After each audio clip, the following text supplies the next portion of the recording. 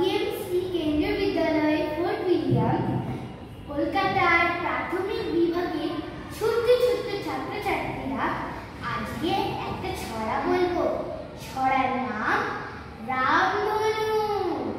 রামধনু আকাশেতে নানা রঙে মিলে মিশে। রামধনু আকাশেতে নানা রঙে মিলে মিশে। কি কি রং জানো কি তা? কারো কি